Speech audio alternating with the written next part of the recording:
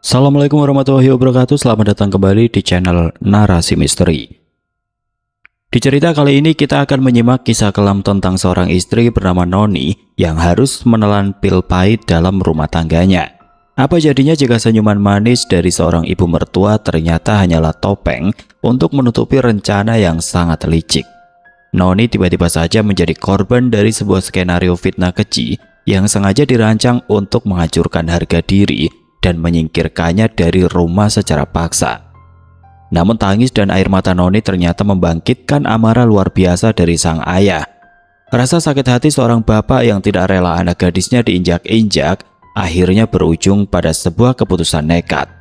Sebuah ritual berdarah dilakukan, mengundang teror makhluk gaib paling mengerikan untuk masuk dan membalas dendam langsung ke dalam rumah mewah keluarga sombong tersebut.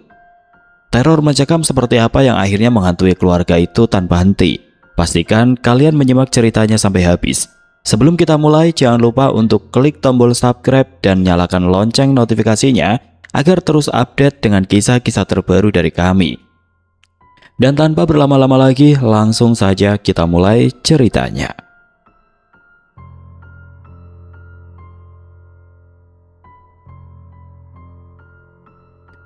Pasar induk selalu bising dengan teriakan pedagang dan pembeli yang saling tawar-menawar harga sayur mayur. Di sudut telapak yang agak sempit dan pengap, Pak Syukur sibuk merapikan sisa dagangan yang belum laku terjual. Tangannya yang sudah keriput dimakan usia dengan cekatan mengikat sisa daun bayam dan kangkung. Di sebelahnya Noni, anak gadisnya yang rajin dan penurut sedang menghitung lembaran uang receh hasil jualan hari ini. Kehidupan bapak dan anak itu memang sangat sederhana. Pak Syukur membesarkan Noni seorang diri dari hasil keringat berjualan sayur sejak istrinya meninggal dunia. Selesai berberes menjelang petang, bapak dan anak itu pulang berjalan kaki menyusuri jalan aspal menuju rumah kecil mereka yang sederhana. Sepanjang jalan mereka mengobrol ringan. Sampai di rumah, Noni langsung pergi ke dapur untuk merebus ubi manis dan membuat 2 gelas teh hangat. Sementara bapaknya membersihkan diri di kamar mandi belakang. Setelah semuanya rapi, mereka duduk berhadapan di ruang tamu yang hanya beralas karpet plastik bermotif bunga yang warnanya sudah memudar. Pak Syukur menyeruput teh hangatnya pelan-pelan. Perasaannya agak kurang enak sejak tadi sore. Entah kenapa dadanya terasa sesak dan berat secara tiba-tiba. Angin berembus masuk dari celah jendela kayu yang renggang, membawa hawa dingin yang aneh sampai membuat bulu kuduk bapak tua itu meremang hebat. "Pak, ada yang mau Noni sampaikan sama bapak," ucap Noni tiba-tiba, memecah keheningan di ruangan itu. Nada suaranya pelan tapi terdengar sangat serius. Pak Syukur meletakkan gelas kaca di tangannya. "Ada apa, Nduk? Kok wajahmu serius begitu? Ada masalah di tempat kerjamu?" Noni menunduk sebentar, jari-jarinya meremas ujung bajunya karena gugup. "Ini soal Ian, Pak, teman sekantor Noni yang pernah Noni ceritakan ke bapak bulan lalu. Dia bilang mau datang ke rumah kita. Ian mau melamar Noni, Pak." Jantung Pak Syukur seakan berhenti berdetak mendengar ucapan anaknya. Dia tahu betul siapa Ian. Dari cerita Noni sebelumnya, Ian adalah pegawai baru di kantor yang berasal dari keluarga kaya raya. Mobilnya mewah, rumah orang tuanya bak istana, dan gaya hidupnya sangat berbeda jauh dengan kondisi mereka berdua. Lagi pula Noni baru mengenal pria itu selama 2 bulan. Waktu yang terlalu cepat untuk memutuskan menikah. Hawa di ruang tamu itu entah kenapa terasa makin dingin mencekam. Pak Syukur menatap mata anak gadisnya dalam-dalam. Firasat buruk langsung menyelimuti hatinya dengan kuat. Ada rasa cemas yang menjalar hebat di dadanya. Sebuah firasat peringatan dari seorang ayah yang biasanya muncul kalau ada bahaya besar mengancam darah dagingnya. "Duk, bapak takut nanti kamu di sana tidak dihargai karena kita ini cuma orang biasa. Apa tidak sebaiknya kamu kenal lebih lama lagi?" Suara Pak Syukur bergetar menahan rasa khawatir. "Bapak sungguh merasa kurang enak hati, Nduk. Keluarga mereka orang berpunya. Bapak sangat takut kamu malah disiksa batin nanti kalau mereka memandang rendah keluarga kita." Noni langsung meraih kedua tangan bapaknya dan menggenggamnya erat. Air matanya mulai mengenang di pelupuk mata. "Bapak tenang saja, Pak. Ian itu pria yang tulus. Noni yakin dia bisa menghargai kita, Pak. Ian sudah berjanji akan terus menjaga Noni dan menyayangi Bapak juga." Pak Syukur terdiam 1000 bahasa. Dia melihat sorot mata anaknya yang begitu memohon, hatinya hancur melihat Noni hampir menangis di depannya. Sebagai seorang ayah yang hidup pas-pasan, dia hanya ingin melihat anak semata wayangnya bahagia dan keluar dari hidup susah. Namun firasat bapaknya berteriak sangat kencang menolak kehadiran pria kaya itu di keluarga mereka. Pak Syukur menarik nafas panjang menelan ludah yang terasa begitu pahit. Ya sudah, kalau memang tekadmu sudah bulat dan kamu sangat yakin dia orang baik, Bapak izinkan dia datang melamar. Noni tersenyum lega dan langsung memeluk bapaknya dengan bahagia. Namun di balik pelukan hangat itu, pandangan Pak Syukur tertuju pada pintu depan rumah yang sedikit terbuka. Dia merasakan hawa dingin yang semakin menusuk tulang seiring dengan restu yang terpaksa dia berikan hari ini. Hawa dingin yang menusuk tulang di malam lamaran itu seakan menjadi pertanda nyata yang mengiringi langkah Pak Syukur hingga tiba di hari pernikahan Noni. 6 bulan berlalu dengan cepat, gedung mewah dengan dekorasi bunga mahal dan lampu terang benderang kini menjadi saksi bisu betapa jomblangnya kehidupan mereka berdua dibandingkan dengan keluarga besan. Di tengah hiruk-pikuk tamu undangan yang berpenampilan mewah, Pak Syukur berdiri canggung di sudut ruangan. Pakaian batik sederhananya tampak sangat kontras. Bu Titi dan Pak Den, mertua Noni, memang sengaja membatasi jumlah undangan dari pihak keluarga Noni dengan alasan kuota gedung sudah penuh. Ketika Pak Syukur mencoba mendekat untuk bersalaman, Bu Titi hanya menoleh sebentar, tersenyum tipis yang sangat dipaksakan, lalu buru-buru membuang muka. Oh iya Pak Syukur, silakan dicicipi hidangannya. Saya harus menemui rekan bisnis suami saya dulu, ucap Bu Titi dengan nada dingin dan menusuk. Tanpa basa-basi lagi langsung melangkah pergi, meninggalkan Pak Syukur. Pak Syukur menelan ludah pahit, menahan rasa sesak di dada demi melihat Noni tersenyum di atas pelaminan bersama Ian. Seminggu setelah acara megah itu, tiba waktunya Noni pamit. Sebelum masuk ke mobil Ian, Noni memeluk bapaknya erat-erat. Bapak jaga kesehatan ya, Noni pasti sering-sering jenguk bapak, bisik Noni sambil menangis. Pak Syukur menepuk punggung anaknya pelan. Iya Nduk, kamu juga sing sabar jadi istri, harus patuh sama suami dan mertuamu. Air mata bapak tua itu akhirnya jatuh juga saat mobil Ian perlahan menjauh. Ian membawa Noni pindah ke rumah keluarganya. Rumah itu sangat besar, pagarnya tinggi menjulang dengan perabotan serba mewah di setiap sudut ruangan. Awalnya Noni merasa sangat canggung tinggal di rumah sebesar itu. Namun sebagai istri, dia berusaha beradaptasi dengan cepat. Di bulan-bulan pertama, suasana rumah masih terasa aman. Setiap pagi buta saat penghuni rumah lain masih terlelap tidur, Noni sudah bangun. Dia rajin pergi ke dapur untuk membantu Bi Iva, asisten rumah tangga yang tinggal di kamar belakang. Mbak Noni, biar Wipi saja yang masak dan beres-beres. Mbak Noni kan istrinya Mas Ian. Nanti Nyonya marah kalau lihat Mbak ikut repot di dapur, ucap Bi Ipa dengan nada sungkan saat melihat Noni mengambil alih pisau untuk mengiris sayuran. Noni tersenyum ramah dan tetap melanjutkan pekerjaannya. Biar Noni bantu ya Bi, Noni juga mau sekalian cuci baju Mas Ian di belakang. Noni sudah biasa bangun pagi, lagi pula Noni bosen kalau cuma duduk berdiam diri di kamar. Bi Ipa hanya bisa pasrah membiarkan menantu majikannya itu membantunya menyiapkan sarapan pagi. Ketakutan Pak Syukur seakan belum terbukti. Bu Titik masih menunjukkan wajah ramahnya di depan Noni. Bahkan pada suatu siang, mertuanya itu mendatangi Noni yang sedang menonton televisi. Nih, ibu bosan di rumah terus, temani ibu jalan-jalan ke mall yuk. Kita belanja baju sekalian makan siang di luar, ajak Bu Titik sambil tersenyum manis. Noni tentu saja sangat senang. Sepanjang hari itu mereka berbelanja dan makan bersama. Noni merasa sangat lega. Dia berpikir mertuanya ternyata orang yang sangat baik dan bisa menerima dirinya sebagai bagian dari keluarga besar itu. Harapan Noni bahwa kebaikan mertuanya akan bertahan selamanya ternyata hanya angan-angan semata. Karena seiring waktu berjalan hingga mencapai usia pernikahan 1 tahun, suasana hangat di rumah mewah itu runtuh tanpa sisa. Penyebab utamanya hanya satu masalah. Noni belum juga menunjukkan tanda-tanda kehamilan. Kebaikan yang dulu ditunjukkan Bu Titik perlahan hilang. Topeng manisnya terlepas total dan digantikan dengan sifat asli yang sangat judes, dingin, dan penuh tekanan. Setiap kali berpapasan di ruang tengah, Bu Titi tidak sudi lagi menyapa atau membalas senyuman Noni. Tatapan matanya selalu sinis dan merendahkan. Sindiran-sindiran pedas mulai sering dilontarkan secara terang-terangan, sengaja diucapkan keras-keras agar Noni mendengarnya. Puncaknya terjadi saat Noni sedang menatap piring sarapan di meja makan.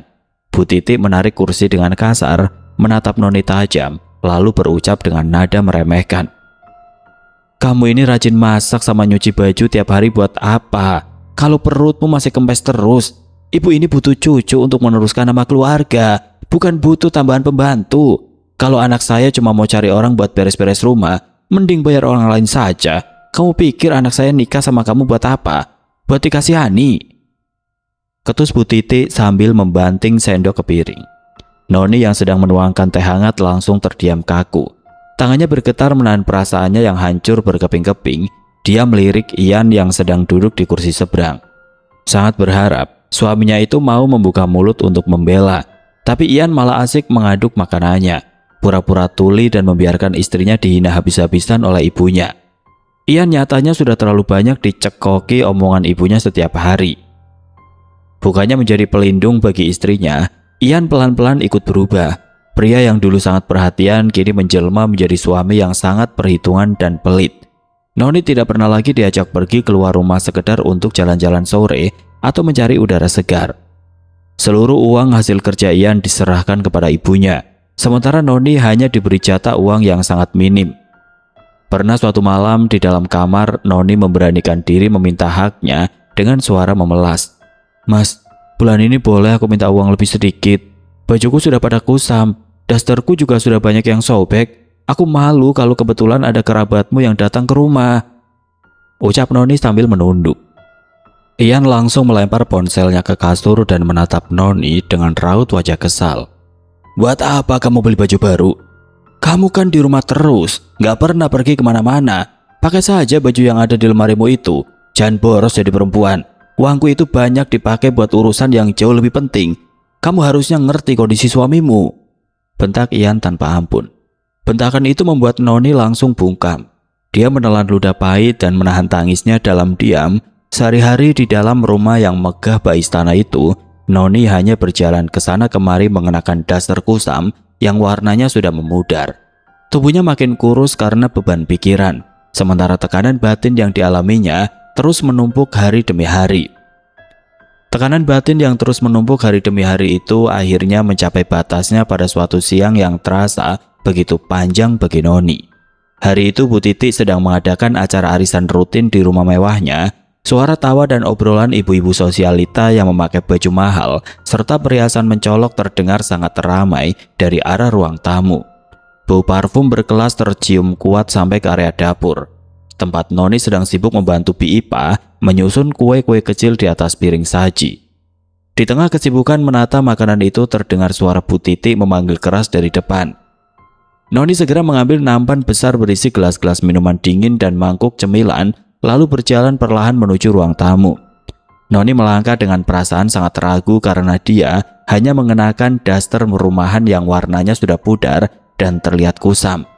Saat ia menunduk untuk meletakkan gelas-gelas itu ke atas meja kaca, salah satu teman arisan Bu Titi yang duduk paling pinggir menatap Noni dari ujung rambut sampai ujung kaki dengan raut wajah sangat sinis dan merendahkan. Wanita bersanggul tinggi itu lalu menoleh ke arah Bu Titi sambil menunjuk pelan ke arah Noni. "Jeng, ini pembantu baru ya? Kok penampilannya berantakan banget?" tanyanya dengan nada menyindir yang sengaja dibuat keras hingga terdengar oleh semua orang di ruangan itu. Noni langsung menunduk kaget. Jantungnya berdebar sangat kencang. Dia berdiri kaku, sangat berharap ibu mertuanya akan segera meluruskan kesalahpahaman tersebut dan mengakui dirinya sebagai menantu. Namun harapan itu sia-sia. Bu Titi justru melipat tangan di dada dan tersenyum meremehkan sambil melirik Noni. "Sudah sering aku suruh rawat diri, tapi dia menolak terus," jawab Bu Titi lantang di depan belasan temannya itu. "Heran, kenapa anakku mau sama perempuan kumal begini, mana belum bisa kasih anak lagi." Dada Noni langsung terasa sesak bagai tertimpa bongkahan batu besar. Nafasnya tersengal menahan perih, hatinya hancur berantakan mendengar hinaan kejam yang diucapkan langsung oleh mertuanya sendiri di depan banyak orang luar. Air matanya seketika menetes deras membasahi pipi. Tanpa berani berucap sepatah kata pun untuk membela diri, Noni membawa nampan itu dengan tangan gemetar hebat. Lalu buru-buru berlari kecil menuju kamarnya. Dia mengunci pintu rapat-rapat dan menangis sejadi-jadinya di atas kasur, meratapi nasibnya yang dianggap jauh lebih rendah dari seorang pembantu. Malam harinya Ian pun pulang dari kantor dengan wajah lelah. Dia meletakkan tas kerjanya secara asal saat mereka berdua berada di dalam kamar. Noni yang matanya masih terlihat bengkak memberanikan diri untuk mengadu. Dia sangat berharap suaminya akan memberikan sedikit pembelaan atau setidaknya kata-kata penenang. "Mas, tadi siang teman arisan ibu mengira aku ini pembantu. Terus ibu malah bilang heran kenapa kamu mau sama perempuan kumal yang belum bisa kasih anak. Aku sakit hati sekali, Mas," ucap Noni sambil menangis terisak. Tangannya mencoba memegangi lengan Ian. Bukannya memeluk istrinya, Ian justru menepis tangan Noni dengan kasar. Wajahnya langsung memerah menahan amarah, matanya menatap tajam. "Udahlah, ibuku nggak mungkin ngomong begitu di depan teman-temannya. Jangan cari gara-gara terus. Aku lagi sibuk dan capek kerja seharian," bentak Ian dengan suara keras yang menggema memegahkan telinga. Noni terdiam membeku mendengar bentakan itu. Harapannya hancur tanpa sisa. Penolakan kasar dari pria yang seharusnya menjadi pelindung utamanya itu menampar Noni pada satu kenyataan pahit. Dia benar-benar sendirian di dalam rumah ini tanpa ada satupun orang yang peduli padanya. Kesadaran bahwa dia benar-benar sendirian di dalam rumah ini tanpa ada satupun orang yang peduli padanya membuat Noni semakin sering mengurung diri di kamar. Kondisi Noni yang lemah dan tidak punya tempat bersandar ini justru dimanfaatkan dengan sangat licik oleh Bu Titi. Ibu mertuanya itu rupanya sudah menyusun rencana jahat sejak lama. Saat acara arisan kemarin, Bu Titi sudah mengincar anak salah satu teman kayanya untuk dijadikan menantu pengganti. Dia ingin Ian segera membuang Noni dari rumah itu secepat mungkin. Demi memuluskan niat kotor tersebut, Bu Titi merancang sebuah skenario fitnah perselingkuhan yang sangat rapi. 2 hari kemudian suasana rumah sedang sepi karena Ian dan ayah mertuanya sudah berangkat bekerja. Pagi menjelang siang itu sebuah mobil masuk ke halaman rumah. Seorang pria asing turun dari dalam mobil. Bu Titi langsung menyambutnya dengan senyum lebar, seakan mereka sudah saling berteman akrab. Pria itu dipersilakan duduk di ruang tamu. Noni yang baru saja selesai menyapu ruang tengah menatap pria itu dengan heran, sebab dia belum pernah melihat wajah orang itu sebelumnya. "Nih, kesini kamu sebentar," panggil Bu Titi dengan suara melengking. Noni segera meletakkan sapunya dan menghampiri ibu mertuanya. "Ada apa, Bu?" "Ibu mendadak mau bikin acara kumpul-kumpul. Kamu tolong ke pasar sekarang juga. Beli sayuran, daging, sama bumbu-bumbu yang banyak. Catatannya ada di atas meja dapur. Cepat berangkat," perintah Bu Titi sambil menyodorkan beberapa lembar uang. Noni menerima uang itu perlahan. "Iya, Bu, Noni ambil tas sebentar. Setelah itu langsung pesan ojek ke pasar." Baru saja Noni mau membalikan badan, Bu Titi menahannya. "Tunggu, kamu berangkatnya diantar sama mas ini saja pakai mobilnya. Dia itu tamunya ibu," ucap Bu Titi sambil menunjuk pria asing yang sedang tersenyum aneh di sofa. Jantung Noni berdebar lebih cepat. Dia merasa sangat canggung dan sungkan harus pergi berdua di dalam satu mobil bersama laki-laki yang baru pertama kali dilihatnya. "Tidak usah, Bu, aku bisa berangkat sendiri," tolak Noni dengan nada halus. Wajah Bu Titi langsung berubah garang. Matanya melotot tajam mengintimidasi. "Sekalian saja diantar. Dia juga mau cari barang searah sama pasar. Kamu ini disuruh malah banyak alasan. Cepat berangkat," bentaknya keras. Karena takut memancing amarah ibu mertuanya lebih jauh, Noni akhirnya mengalah. Dia melangkah keluar rumah dan masuk ke dalam mobil pria asing tersebut. Selama perjalanan menuju pasar, suasana di dalam mobil terasa sangat kaku. Pria itu menyetir sambil sesekali melirik Noni. Noni lebih memilih membuang pandangannya ke arah jalan raya, merasa sangat gelisah berdekatan dengan orang asing. Tanpa Noni sadari, pria sewaan Bu Titi itu sudah mengatur jebakannya dengan sangat matang. Di celah sempit dekat pendingin udara mobil, sebuah kamera pengintai berukuran kecil menyala diam-diam.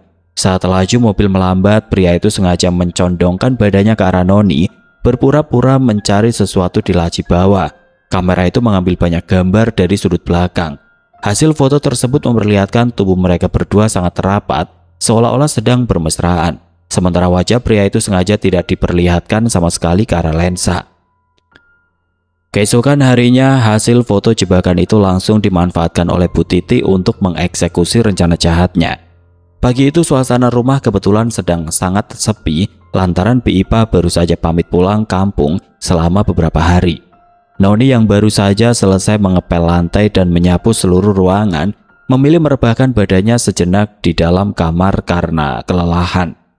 Memanfaatkan keadaan rumah yang lengang, Bu Titi melangkah pelan menuju dapur dengan senyum liciknya.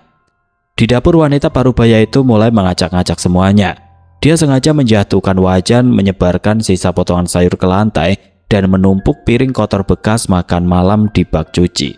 Demi terlihat lebih meyakinkan sebagai korban, Bu Titi rela mengotori daster sutra mahalnya dengan noda kecap manis serta cipratan minyak goreng. Setelah kondisi dapur terlihat sangat berantakan, dia segera mengambil ponselnya. Foto-foto jebakan Noni di dalam mobil kemarin langsung dikirimkan ke nomor Ian dan Pak Den. Dia juga menambahkan pesan suara bernada memelas, mengadu bahwa menantunya asik keluyuran berduaan sama laki-laki lain, sementara dirinya disuruh membereskan rumah sendirian layaknya babu. Hanya butuh waktu sekitar setengah jam sampai terdengar suara pintu pagar dibuka kasar. Ian dan ayahnya pulang lebih awal dari kantor dengan nafas memburu.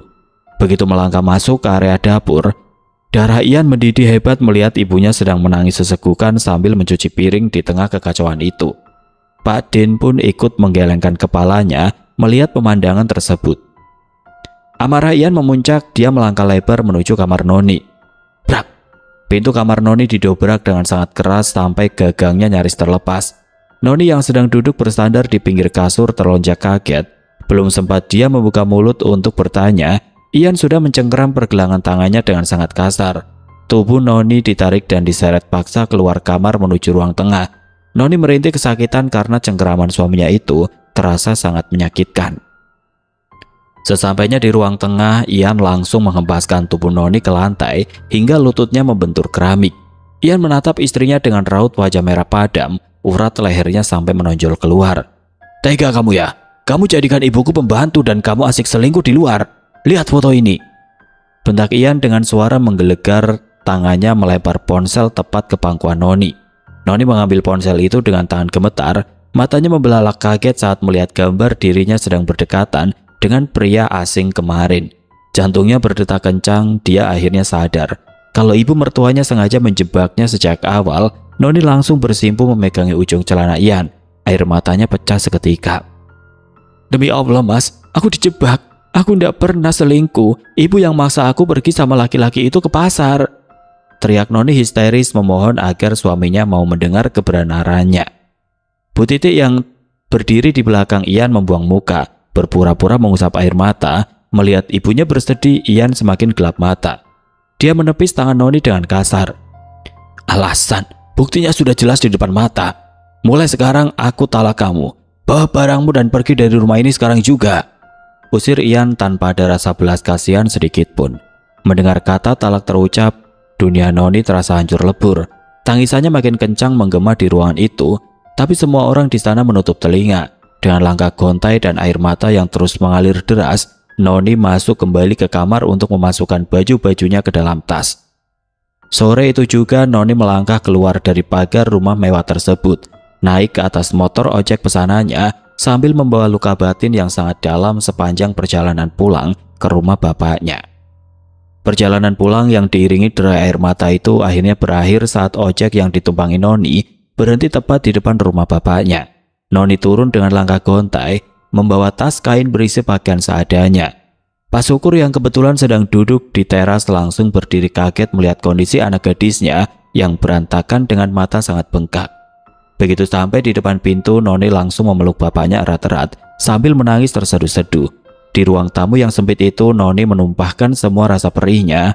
Dia menceritakan semua kejadian di rumah mewah tersebut, mulai dari fitnah licik ibu mertuanya, pengusiran kasar, sampai ucapan talak dari mulut Ian.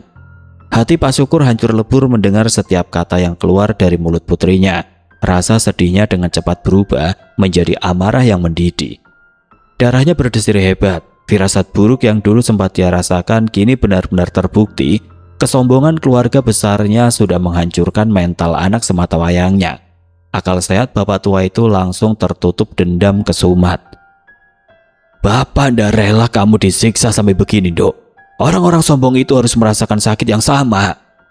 Ucap Pak Syukur dengan gigi gemeretak, urat di lehernya menonjol menahan emosi yang meluap. Malam harinya setelah Noni tertidur pulas karena kelelahan menangis, Pak Syukur membulatkan tekad untuk mengambil jalur ilmu hitam demi membalas dendam. Dia mengambil uang tabungan hasil jualan sayur dari bawah kasur, lalu memanaskan mesin motor tuanya. Menembus angin malam yang dingin, Pak Syukur memacu motornya menuju sebuah desa terpencil yang letaknya berbatasan langsung dengan area hutan.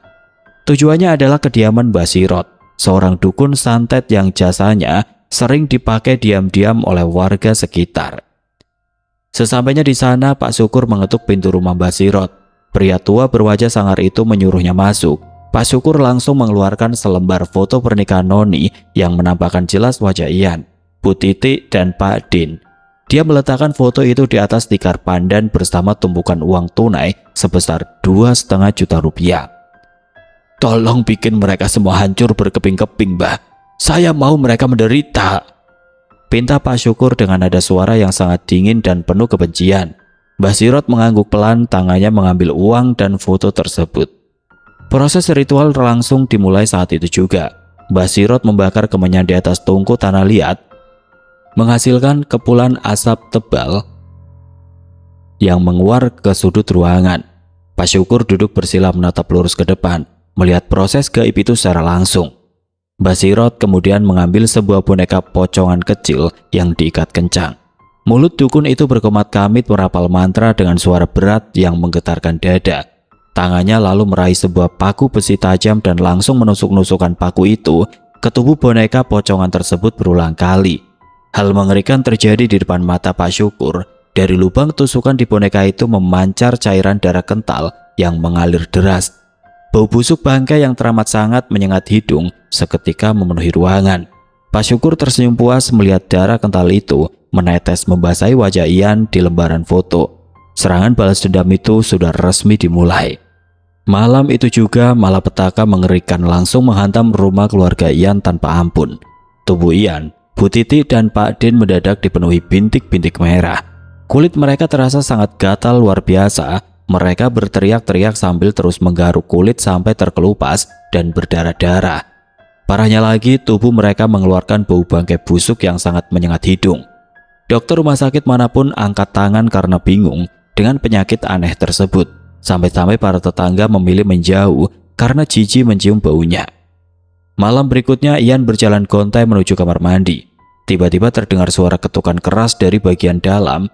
Ian yang kebingungan langsung memutar knop pintu. Tepat di depannya berdiri sosok pocong yang sangat tinggi. Wujud pocong itu sangat menyeramkan. Wajahnya hitam melegam, kedua matanya melotot tajam hampir copot keluar. Dan bagian mulutnya hancur bernanah, dipenuhi cairan darah segar yang terus menetes deras ke ubin. Ian langsung jatuh kaku dan pingsan di tempat. Nasib Bu Titi jauh lebih mengerikan. Saat dia menyetir mobil sendirian di jalan raya, dia tiba-tiba mendengar suara wanita menangis pilu dari arah kursi belakang. Saat Bu Titi menoleh ke belakang, jantungnya serasa mau lepas. Ada sosok kuntilanak sedang duduk menatapnya. Rambut kuntilanak itu berantakan menutupi wajahnya yang hancur berlumur darah kental. "Ampun, pergi kamu dari mobilku," jerit Bu Titi ketakutan sambil membanting setir. Siksaan Bu Titi berlanjut saat dia lari sampai ke rumah. Begitu dia membuka pintu depan, dia langsung disambut oleh sosok genderuwo berbadan tinggi besar. Matanya merah menyala terang, dengan gigi taring panjang tajam yang menjulur keluar dari mulutnya. Bu Titi menjerit tertahan lalu pingsan seketika di ambang pintu. Di saat yang sama, Pak Din yang sedang berendam di kamar mandi untuk meredakan rasa gatal, tiba-tiba diteror oleh suara wanita menyinden. Nada nyanyian gaib itu terdengar melengking keras dan panjang tepat di samping telinganya. "Tolong, panas badanku, pergi kalian setan alas!" teriak Pak Din sambil menangis histeris berlari keluar ruangan.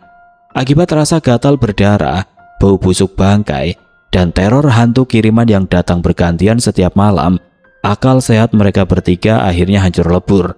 Mereka berteriak-teriak sendiri seperti orang gila. Warga yang resah akhirnya memanggil petugas untuk mengangkut mereka ke rumah sakit jiwa. Di sana siksaan makhluk gaib itu terus berlanjut dan makhluk itu pun menetap menyiksa mereka. Karena sudah kewalahan menahan derita batin dan fisik, mereka bertiga memutuskan mengakhiri hidup. Ian tewas perlahan setelah menenggak racun.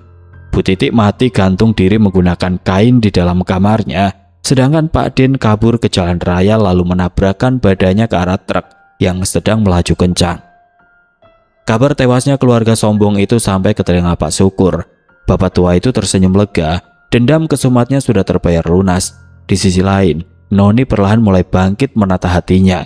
Setelah masa lalunya yang kelam, datanglah seorang pria baik hati menemui Pak Syukur untuk melamar Noni. Pak Syukur memberi restu karena yakin pria ini sangat tulus menerima status janda anaknya. Noni dan suami barunya pun hidup tenang dan bahagia. Penderitaan dan air mata Noni akhirnya dibayar impas dengan kehancuran mantan mertuanya. Itu dia kisah dari Noni dan keluarganya. Pesan yang bisa kita ambil dari cerita ini adalah jangan pernah merendahkan orang lain hanya karena harta atau status sosial. Untuk para orang tua dan mertua, bijaklah bersikap dan jangan pernah merusak rumah tangga anak sendiri demi keegoisan semata. Ingat, hukum tabur tua itu nyata. Siapa yang menabur penderitaan dan fitnah, cepat atau lambat dia sendiri yang akan memanen kehancurannya. Semoga kita selalu dijauhkan dari sifat sombong dan dikelilingi oleh orang-orang yang tulus. Terima kasih sudah mendengarkan sampai akhir. Jangan lupa like, komen, dan subscribe channel Narasi Misteri.